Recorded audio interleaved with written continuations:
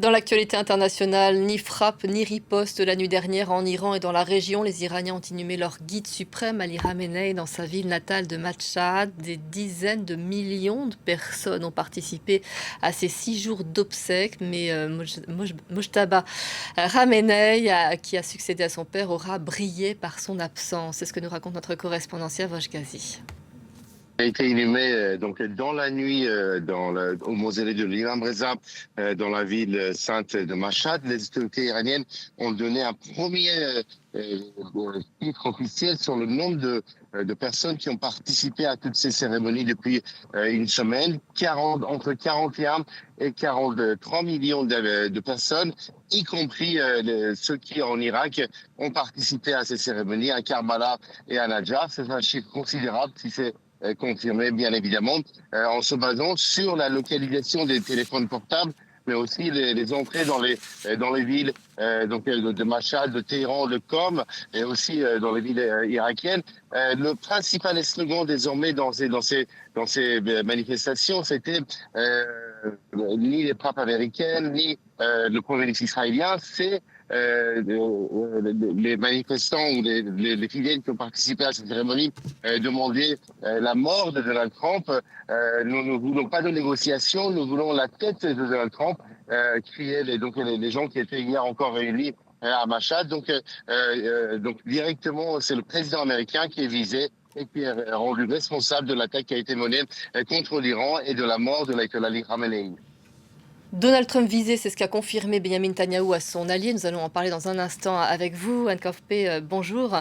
Mais avant cela, revenons donc sur ces tensions au Moyen-Orient. Pas de frappe la nuit dernière, mais malgré tout, on sent que tout cela est très volatile. Oui, et la journée d'hier a été très tendue.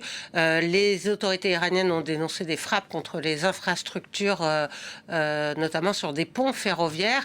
Et la ligne entre Téhéran et Mashhad, où sont déroulées les funérailles, a été touchée. Les trains qui relient la capitale à la ville sainte ont dû être suspendus. L'Iran a parlé de provocation. Un autre pont ferroviaire, celui qui permet aux marchandises qui viennent depuis la Chine, la Russie, via l'Asie centrale, a aussi été frappé.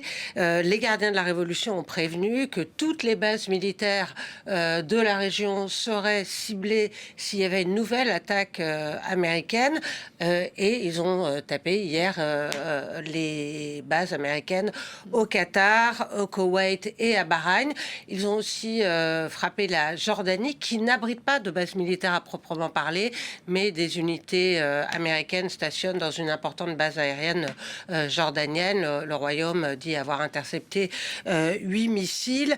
Alors, Donald Trump, qui a dit que ne pas vouloir que le conflit s'étende sur le long terme, a réuni en fin d'après-midi son cabinet de sécurité. Selon Axios, l'administration américaine reste déterminée à trouver une issue au conflit. Le responsable cité par le média américain assure que les discussions techniques en vue de parvenir à un accord sur le nucléaire se poursuivraient.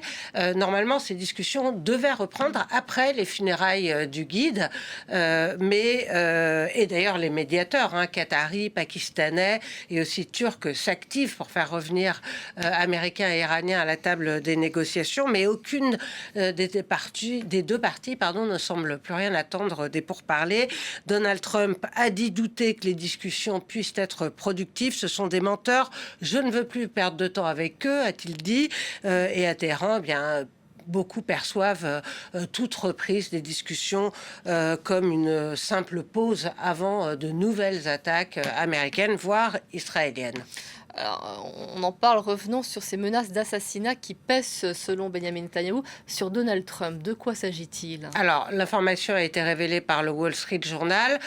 C'est vrai que depuis la mort de Soleimani, de Qassem Soleimani, vous savez, cet important général des gardiens de la Révolution qui a été tué sous le premier mandat de Donald Trump, les Iraniens évoquent la vengeance. Siavosh nous expliquait tout à l'heure qu'il y avait eu de nombreux nombreuses bannières qui appelaient à tuer Donald Trump pendant les funérailles.